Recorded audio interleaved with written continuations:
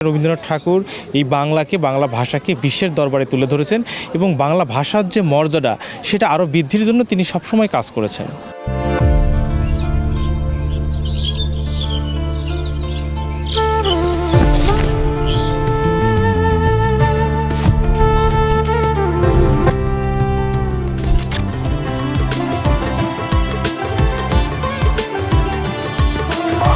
চর্চার জন্য তিনি নোবেল পুরস্কার পেয়েছেন, সেই মহান ব্যক্তিত্বের আজকে আমাদের ধন্যবাদ।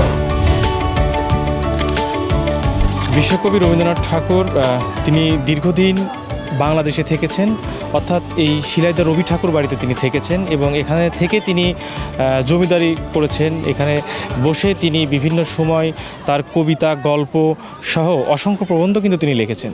তো সেক্ষেত্রে আমরা বলতেই পারি যে আসলে রবীন্দ্রনাথ ঠাকুর এই বাংলাকে, বাংলা ভাষাকে বিশ্বের দরবারে তুলে ধরেছেন এবং বাংলা ভাষার যে মর্যাদা সেটা আরও বৃদ্ধির জন্য তিনি সবসময় কাজ করেছেন।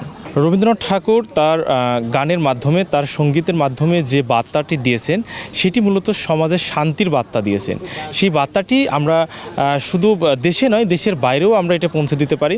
সেক্ষেত্রে অবশ্যই সরকারের পৃষ্ঠপোষকতার প্রয়োজন আছে। সরকার যদি মনে করে এটি আন্তর্জাতিক কূটনৈতিক বৃদ্ধি করে সেটির মাধ্যমে বিভিন্ন দেশের সংস্কৃতির সাথে আলাপ করে এই মেসেজটি কিন্তু বা তার সঙ্গীতটি সারা বিশ্বের মাঝে ছড়িয়ে দিতে পারে।